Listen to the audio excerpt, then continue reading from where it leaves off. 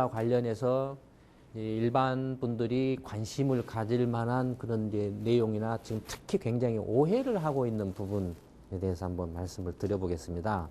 이 이제 이야기가 지금 질문하신 내용하고 직간접적으로 뭐 좀 도움이 될 수도 있고 좀 별도의 이야기가 될 수도 있습니다. 만약에 별도의 이야기라면 이제 뭐 끝나고 나서라든지 아니면 다른 공부방에서 그 문제를 가지고 다시 한번 이야기를 하도록 하겠습니다. 그 금리와 관련해서 일반인들은 어떤 관점에서 보죠? 금리는? 수익. 그렇죠. 투자 수익이죠. 투자 수익이죠. 아니면은 대출 이자죠. 그렇죠. 그러니까 금리하고 관련해서는 일반인들은 투자 수익이나 대출 금리와 관련된 것이 이제 주 관심 대상이고 또 하나가 있죠. 금리와 관련해서. 또 하나는 정책과 관련된 것이 있죠. 이건 이제 정부나 금융 당국이 결정하는 이제 그런 이제 부분이죠.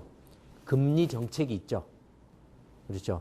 그러니까 금리라고 하면 아까도 설명이 있었습니다만은 금리나 사실은 수익률이나 할인율이나 사실상은 내용이 같은 말입니다. 같다라고 생각하시면 됩니다. 다만 약간씩의 이제 그 뉘앙스의 차이는 있습니다.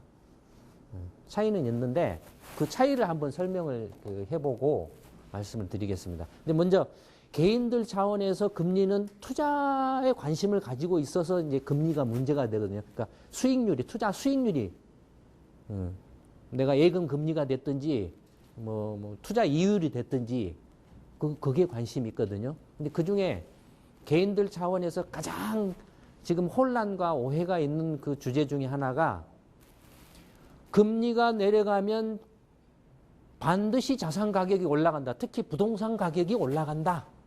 라는 그런 주장들을 굉장히 많이 하고 계세요. 저희 포럼에도서도 그런 글을 가끔씩 올리시는 분들이 계세요. 그러니까 아파트 값이 안 떨어진다 이거죠. 올라갈 거다 이거죠. 정부가 돈을 찍어내든지 금리를 낮추면 자산 가격이 올라간다라는 거예요. 근데 그게 마치 경제학 이론이나 교과서에 있는 것처럼 이야기를 해요. 근데 경제학 이론이나 교과서에는 그런 이야기 없습니다. 없어요. 잘못된 이야기예요. 그러면 이제 실제 진짜 이야기는 뭐냐? 금리가 내려가면은 부동산 가격이 올라가냐? 주가가 올라가냐? 금 가격이 올라가냐? 네. 실제 만약에 정말로 올라간 거라고 치면 일본이나 미국이나 유럽에서는 뭐죠? 부동산 거품이 꺼져가지고 금리가 다 0%인데 금리가 0%면 이미 부동산 가격이고 주가고 금값이고 다 그냥 무한대로 올라가 있어야 되죠. 그렇죠. 근데 실제로는 안 그렇죠. 그렇죠. 근데 경제학 이론에서도 그렇게 말 안 합니다. 그렇게 말하지 않습니다. 이제 그걸 이제 좀 설명을 한번 해보겠습니다. 금리가 내려가면은 부동산 가격이 안 떨어지거나 최소한 올라가거나 최소한 안 떨어진다라는 게 엉터리라는 이야기를 이제 한번 설명을 해드릴게요. 여러분들 이제 국민연금 있죠? 아까 주택연금 말씀드렸던 것처럼 국민연금 있죠? 국민연금은 뭐죠? 일정 이제 60세가 되면은 매달 그 연금이 나오죠? 이제 알기 쉽게 그냥 매년 1년치를 합산하면 매년 이제 연금이 나오죠. 예를 들어서 이제 1년째에 100이라는 이제 100만 원 연금이 나왔어요. 그 다음에 2년째에 또 100만 원 연금이 나왔어요. 이제 1년째, 2년째, 3년째, 이렇게 쭉 이렇게 가겠죠. 100만 원 연금이 이렇게 쭉 나오죠. 그렇죠? 그러면 이런 연금이 있는데 문제는 뭐냐면 그냥 연금을 그냥 주나요? 그냥 안 주죠. 어떤 사람한테만 연금을 주죠? 연금에 가입한 사람한테. 연금에 가입한 사람은 어떻게 해죠? 예, 연금 보험료를 내줘요. 매달 자기 월급에서 얼마씩 떼어서 내가지고 40년이고 30년이고 60살 될 때까지 계속 내서 이제 이런 연금을 받죠. 그렇죠. 또 예를 들어 이거 주식이라 하기도 좋다 이거예요. 어떤 주식을 샀는데 이 주식의 배당금이 매년 100만 원씩 나와요. 주식 배당금이. 그런가 하면 이게 뭐 집이라 하기도 좋다 이겁니다. 집을 한 채 가지고 있는데 이 집을 이제 세를 준 거예요. 그래서 매년 집세가 100만 원씩 나오는 거예요. 매년 이 집세가. 그러면은 이렇게 매년 100만 원씩 집세가 나오든 아니면 배당이 나오든 아니면 무슨 연금이 나오든 이것에 만약에 이것을 하나로 몽땅 그려서 지금의 현재 가격으로 치면 현재 가격으로 하면은 얼마가 되겠냐는 거죠.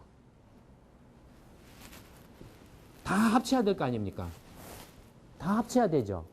근데 다 합치는데 그냥 합칠 수 없죠. 왜? 1년째 100만 원하고 2년 후에 100만 원은 다르죠. 뭐 때문에? 물가가 다른 거예요. 그 다음에 내가 지금 시점에서 돈 100만 원을 은행에 예금을 하면은 이자가 붙죠. 여기에. 이자가 붙죠. 그 다음에 이걸 또 1년 더 굴리면은 이자가 더 붙죠. 한 번 더 붙죠. 2년 이렇게 1년 넣으면은 이자가 한 번 붙고 2년 동안 넣어 놓으면은 이자가 두 번 붙죠. 그렇죠.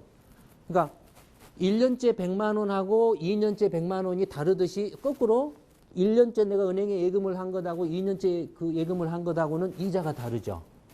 그러니까 이렇게 이자가 다른 것처럼 이제 이렇게 매년 100만 원씩의 수입이 뭐 또는 어떤 뭐 배당이 발생하거나 어떤 집세가 들어오는 이런 상품이 있다.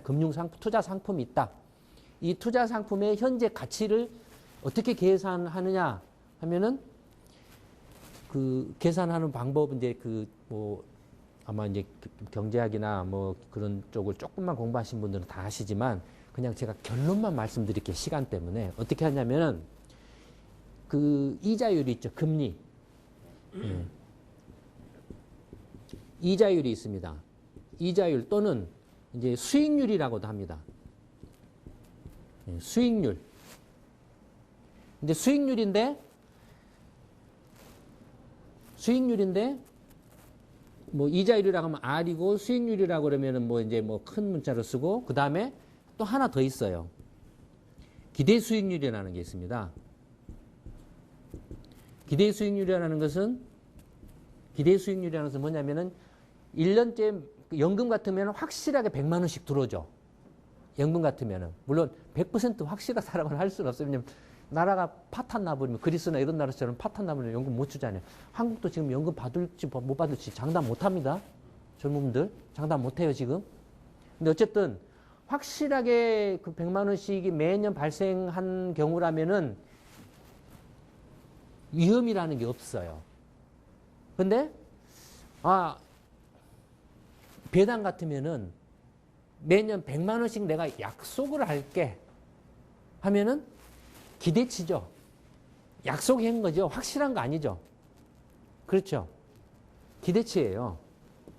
그러니까 이제 기대 수익률을 이제 활용을 하는 게 왜 이걸 이렇게 하냐면 그래서 먼저 이제 이런 매년 100만 원씩의 수익이 예상되는, 기대되는 이런 금융 투자 상품의 현재 가격은 경제학 이론에 의하면 어떻게 계산하냐면은 요 100을 이 기대 수익률로 나누는 거예요. 나누는 것이 이제 값이 되는 겁니다. 이것의 현재 가격이 됩니다. 이런 상품의 현재 가격이 돼요. 만약에 기대 수익률이 10%다 라고 하면은 이것에 매년 100만 원씩의 수입이 예상되는 이 금융 상품의 현재 가격은 얼마가 됩니까? 100만 원을 10%로 나누는 거니까 어떻게 되죠? 1000이 되죠. 1000만 원이 되죠. 그러니까 내가 지금 현재 1000만 원하고 이 매년 100만 원씩이 예상되는 이 투자 상품하고 맞바꿀 수 있다 이겁니다. 무슨 이야기인지 아시겠죠? 그러니까 매년 100만 원씩의 배당이 기대되는 예상되는 주식이 있다. 그러면 내가 지금 이 주식을 얼마에 살 거냐? 중요하죠. 내 투자를 하려고 해요. 주식 투자를 하려고 해요. 또는 매년 100만 원씩의 집세가 들어오는 상가를 내가 살려고 한다. 집을 살려고 한다. 그러면 그 상가 내지는 그 집을 내가 얼마에 사는 것이 합당하냐? 굉장히 중요하죠. 그렇죠. 얼마에 살면 합당할 것인가를 그 경제학자들이 이제 그 이론으로 이렇게 이제 분석을 이제 그 이론으로 이렇게 따져 보니까 매년 그 들어오는 수익을 기대 수익률로 이렇게 나누면은 그것이 이제 그 적정한 그 현재 가치가 된다라는 거예요. 그러니까 만약에 기대 수익률이 5%가 되면 어떻게 되겠습니까? 기대 수익률 5%가 되면 100을 5%로 나누는 거니까 어떻게 되죠? 2천만 원이 되죠? 2천만 원이 되죠? 그러니까 기대 수익률이 내려가면은 현재 가격이 올라가죠. 그렇죠. 기대 수익률이 10%였을 때는 똑같은 그 100이라는 수익이 매년 똑같이 발생한다라고 예상을 해도 기대 수익률이 10%면은 1,000만 원인데 현재 가격이 기대 수익률이 이제 10%에서 5%로 내려가면은 2천만 원이 되고 기대 수익률이 이제 1%다라면 어떻게 되죠? 1억 원이 되죠. 1억 원이. 만약에 기대 수익률이 0%라면 어떻게 되겠습니까? 가격이 무한대가 되죠. 무한대가 돼요. 그런 이걸 가지고 사람들이 금리가 내려가면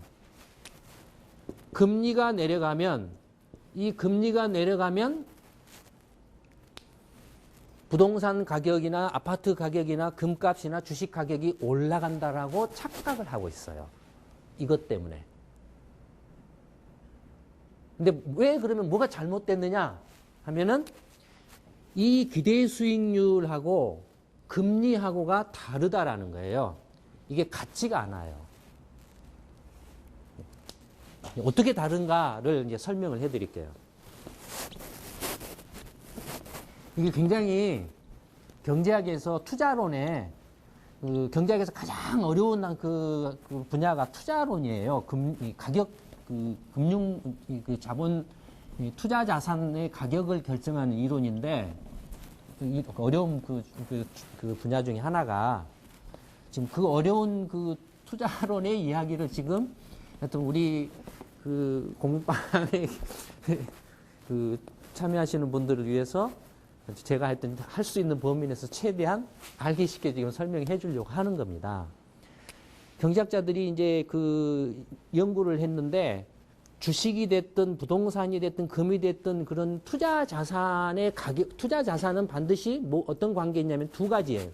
투자 자산인데 어떤 투자 자산이냐면은 위험 투자 자산. 그러니까 주식이면은 지금 내일 올라갈 수도 있고 내려갈 수도 있잖아요. 그렇죠? 손해를 볼 위험도 있고 이득을 얻을 수 있는 기회도 있죠. 아파트 한 달 뒤에 올라갈 수 있고 내려갈 수 있죠. 위험 자산이죠. 금 마찬가지로 올라갈 수 있고 내려갈 수 다 위험 자산이죠. 그 투자 자산. 근데 위험 투자 두 가지 말이 들어가 있어요. 위험 투자. 위험은 그야말로 이제 영어로 하면 리스크. 위험 말 그 자체로 리스크고 투자하면은 뭘 아까 그 전제로 한다 그랬죠? 수익률을 전제로 한다 그랬죠? 수익률. 그래서 위험 투자 자산의 가격을 결정하는 두 가지 요소는 위험과 수익률로서 결정납니다. 어떠한 그 위험 자산이라도 그 위험 자산의 이 적정 균형 가격을 결정하는 핵심 그 결정 요인은 이 두 가지입니다. 위험과 수익률로서 결정을 합니다. 그럼 위험과 수익률 간의 어떤 관계에 의해서 위험 자산들의 가격이 결정되느냐라고 경제학자들이 연구를 해봤더니 이게 이제 위험이에요. 밑에 가로축이 위험이고 세로축이 이제 투자 수익률이에요. 세로축이 투자 수익률이에요. 근데 이제 그러니까 수익률도 그냥 수익률이 아니고 기대 수익률. 그러니까 불확실하니까 확정적이지 않으니까. 그러니까 이제 기대 수익률이죠. 기대 수익률과 위험 간의 관계가 어떤 관계가 성립하느냐예요. 그래서 가격이 결정되느냐. 예, 많은 이게 그 학자들이 연구를 거듭한 끝에 이제 나온 이론이 이제 자산 가격 결정 이론이라는 것이 나와 있습니다. 어떤 관계를 형성하냐면은 이 위험과 기대 수익률 간에는 이런 그 직선 관계, 선형 관계가 있다라는. 위험이 크면 클수록 기대 수익률도 높아진다라는.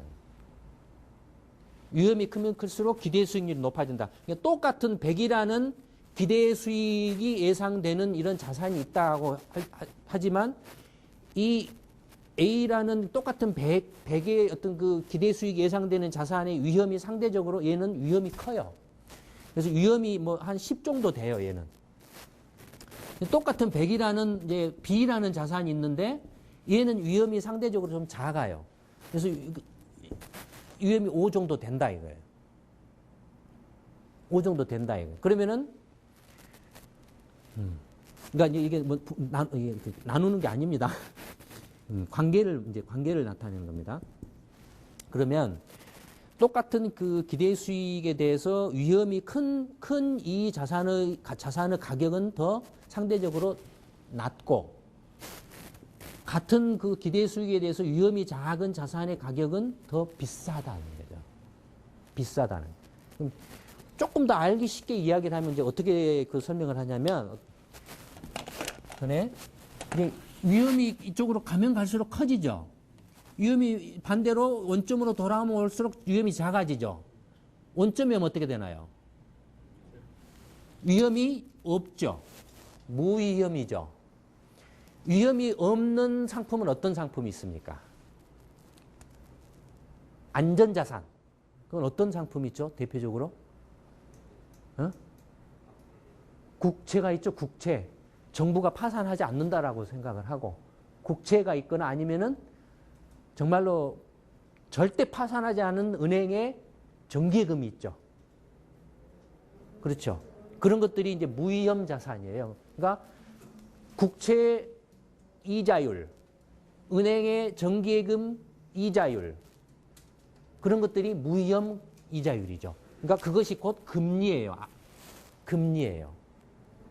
금리고 위험하고 투자 기대 수익률은 이제 아까 표기가 이렇게 됐었는데 이 관계가 어떻게 되냐면 기대 수익률은 무위험 이자율에다가 위험, 이제 뭐 위험에다가 그 다음에 프리미엄을 곱한 걸로 이렇게 계산이 돼요.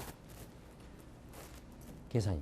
그러니까 이건 이제 그 복잡하게 생각하시지 말고 그냥 기대 수익률하고 위험 간에는 이런 직선 관계가 있는데 이 위험이 0이면은 무위험 이자율, 금리가 된다 이거예요. 그러니까 요게 이제 무위험 이자율이고 아까 설명한 이게 뭐죠? 가산금리에 해당하죠. 또는 다른 말로 표현하면 이걸 위험 프리미엄이라고 부릅니다. 위험 프리미엄이라고 불러요. 근데 이걸 이제 조금 이해를 하셔야 금리가 내려가는데 부동산 가격이 안 올라간다는 걸 이해할 수 있습니다. 이걸 이제 조금 이해를 하셔야. 자.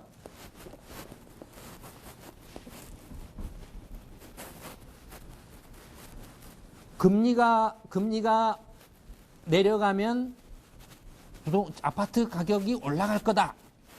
라는 것이 근거가 없다. 라고 하는 것을 이제 지금 방금 말씀드린 걸 가지고 한번 증명을 해 보일게요. 똑같습니다. 이게 이제 위험이에요.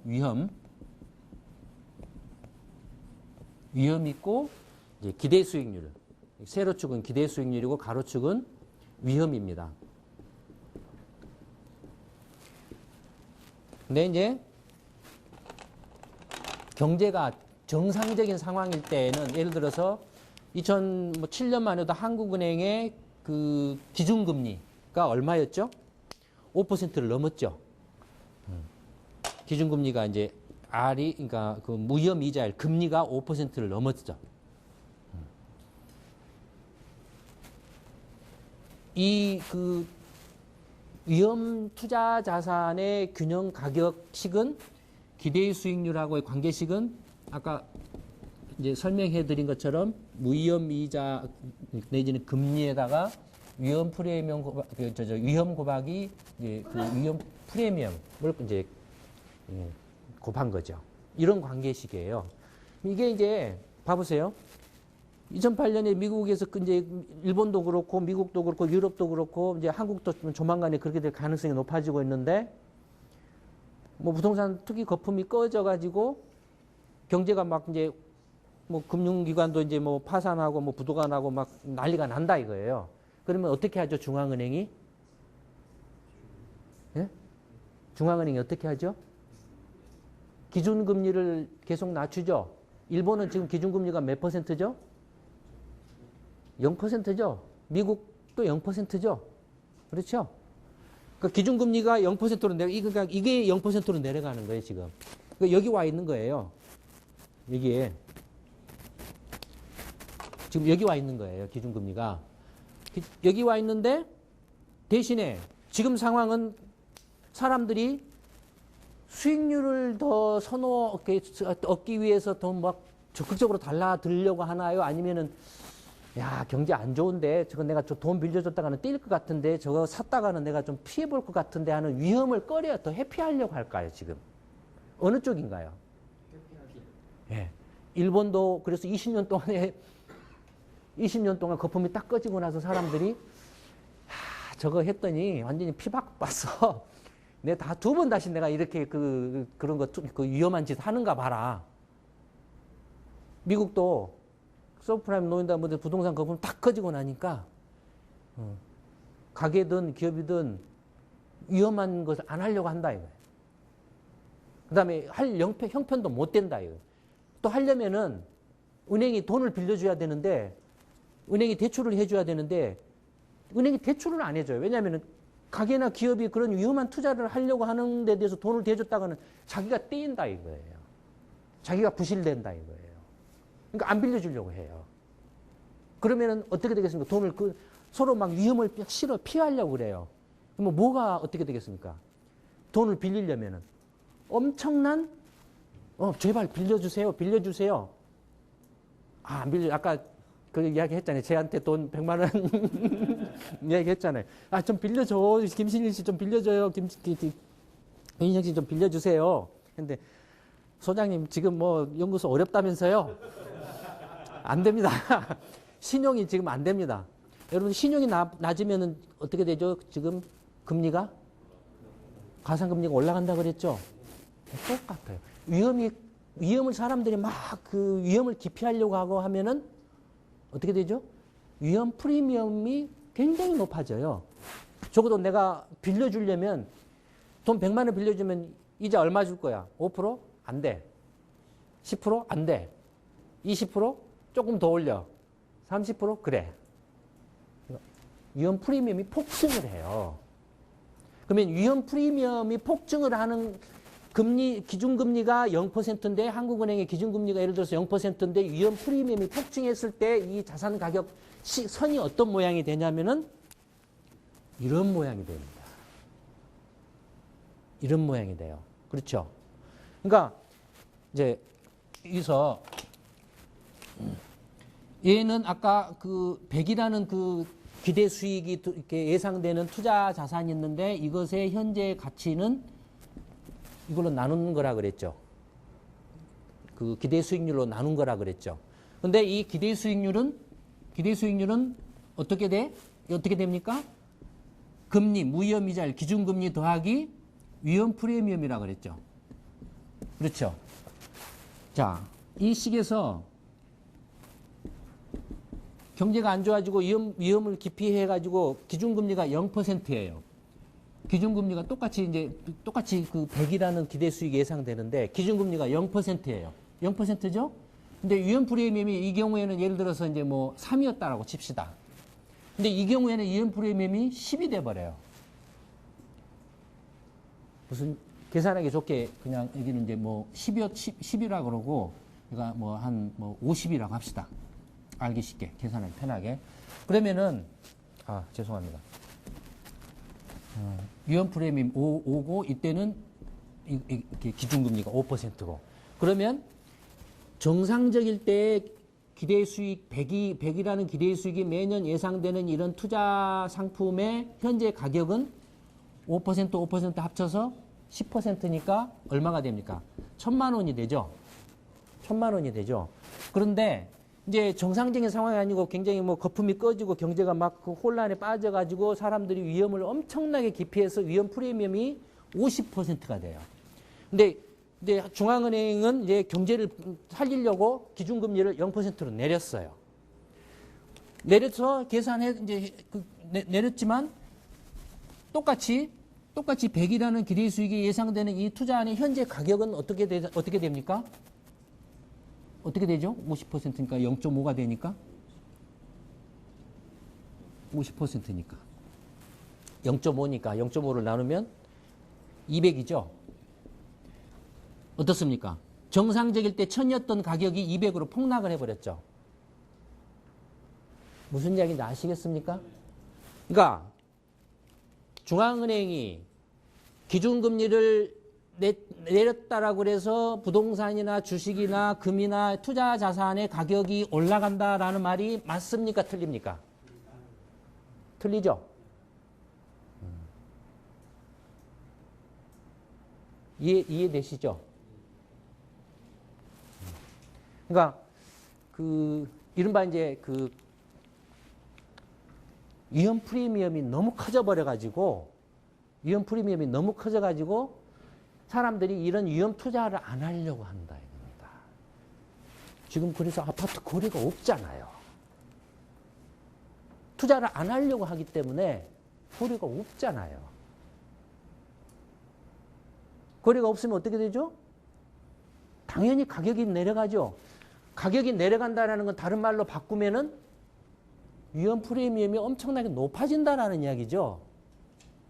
근데 사람들이 아파트를 사려고 한다. 근데 내가 지금 지금 샀다가는 손해 볼 가능성이 높다 이거예요. 그럼 내가 손해를 적어도 안 보려면은 아파트 가격이 지금보다도 더 확 떨어져야 된다 이거죠.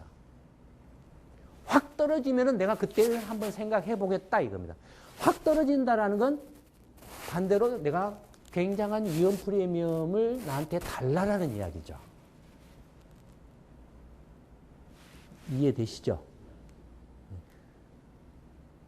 그러니까 중앙은행이 기준금리를 낮춘다라고 해서 위험 투자 자산 가격이 올라간다라고 해서 투자를 했다가는 완전히 피박스일 수 있습니다.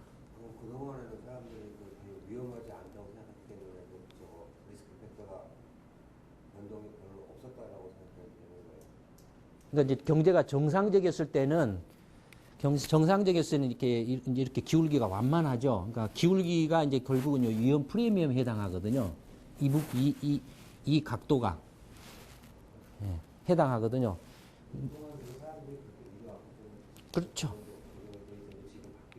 네, 그러니까 이제 지금은 이제 이 위험 투자 자산들의 가격을 결정하는 선이 지금 이런 모양이다 이거죠. 이런 모양이다. 그러니까 이런 모양이기 때문에 FRB가 아무리 양적 통화 확대책이고 기준금리를 0%로 내린다라고 해도 사람들이 집을 안 산다 이겁니다. 반응을 안 보인다라는 거죠. 그러니까 양적 통화 확대나 기준금리를 0%로 내려도 경기 부양 효과가 별로 없다라는 거예요. 지금 여전히 위험 프리미엄이 굉장히 높은 상태이기 때문에 그러니까 위험 프리미엄이 높다는 것은 미국 사람 대다수가 아직도 굉장히 미국 경제가 위험하다라는 거죠. 그렇게 생각하고 있다라는 거예요. 뭐 이제 뭐 공포 지수라든지 뭐 변동성 지수라든지 뭐 일부 그런 것들이 있습니다. 그러나 정확하게 이 전체에 이제 주로 이제 이게 이제 활용되는 게 주식 시장이죠. 왜냐면은 주식 종류가 많잖아요. 그러니까 주식 뭐 A 주식, B 주식을 막 이렇게 이제 찍어보죠. 뭐 이제 변동성하고 이게 위험이라는 걸 측정하는 지표를 이제 만들어 놓은 가격의 뭐 변동성하고 그다음에 실제 투자 수익하고 계산해 가지고 이렇게 찍어 보죠. 찍어 보면은 그래서 이제 대충 이것의 최적 뭐 이렇게 뭐 추정선을 그어 보면은 이제 대충 나오는 이제 그런 모습을 만들죠. 근데 금 같은 거라든가 이런 것은 금 달랑 하나잖아요. 찍어 볼 방법이 없잖아요. 근데 똑같이 이제 금 같은 경우도 여기 하나 찍어 버리면 되죠. 똑같은 위험 투자 자산이니까. 그다음에 뭐 부동산도 마찬가지로 그 돈으로 다 환산이 되니까 가격의 변동성하고 기대 수익을 그렇게 같이 찍어보면 되죠. 찍어보면 되죠. 이런 이론이 언제 나왔냐면은 1960년대 초에 나온 겁니다. 이 자산 가격 균형 이론이.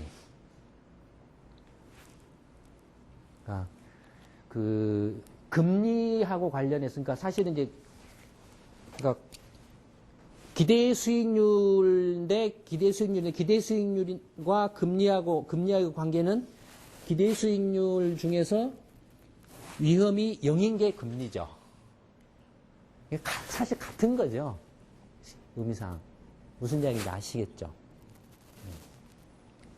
그러니까 기대 수익률은 금리에다가 아까 말씀드린 위험 프리미엄 내지는 가산 금리를 더하는 것. 이렇게 생각하시면 되죠. 하여튼 오늘 이제 그 개인 차원에서 금리에 관심을 갖는 경우는 대부분의 경우가 내가 뭔가를 투자하려고 했을 때 투자 수익이죠. 그 투자 수익이 금리하고 어떤 관계에서 가격이 어떻게 움직이는가에 대한 것을 그동안에 저희 인터넷이라든지 포럼이라든지 이런 데서 굉장히 특히 이제 주식 투자 하시는 분들, 중앙은행이 기준금리를 낮춘다 하면은 주가가 올라간다. 사실, 현실적으로 그런 반응을 보이는 경우가 왕왕 있습니다. 있지만, 그러나, 본질적으로는 이런 관계에서 결정된다는 거예요. 일시적으로 금리를 내렸다라고 해서 주가가 뭐 올라갈 수 있지만은, 이런 균형의, 시장의 균형, 위험과 수익률 간의 균형의 압력을 벗어날 수가 없어요. 만약에 벗어난 거라면 다시 조정이 일어나죠.